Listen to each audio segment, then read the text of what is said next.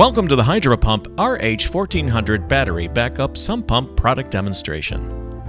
This model is very unique because it may be installed in one of two different ways. The first one we show you is down inside the sump, hanging on its own stainless steel bracket. The second one we show will have the pump sitting on the floor outside the sump.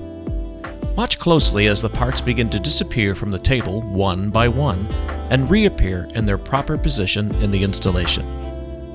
Now let's start with the inside the sump installation. After connecting the floor bracket to the pump bracket, the pump is lowered down the side of the sump till the bracket sits on the basement floor, and you can place the battery case on it. Screw the black elbow adapter into the pump. Insert the PVC T into the primary sump pump discharge pipe. Insert PVC elbow into the T. Cut the included PVC pipe to desired length and cement it into the elbow. Attach PVC check valve onto the pipe. Insert the PVC bushing adapter into check valve. Screw barbed adapter into the bushing. Connect hose onto both barbed adapters. Add PVC adapter into bottom opening of pump. Screw suction screen into the PVC adapter.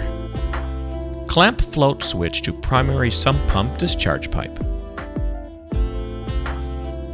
Now we'll show you the outside the sump installation method. This installation is very useful when there isn't room to put another pump down inside the sump. Place the pump on floor next to the sump. Insert PVC T into primary sump pump discharge pipe. Add bushing adapter into the T. Screw barbed adapter into bushing adapter. Screw straight barbed adapter into top discharge of pump. Connect hose to both barbed adapters. Insert PVC elbow into front of pump. Insert PVC pipe into elbow. Connect PVC check valve to end of pipe. Insert PVC adapter into bottom of check valve.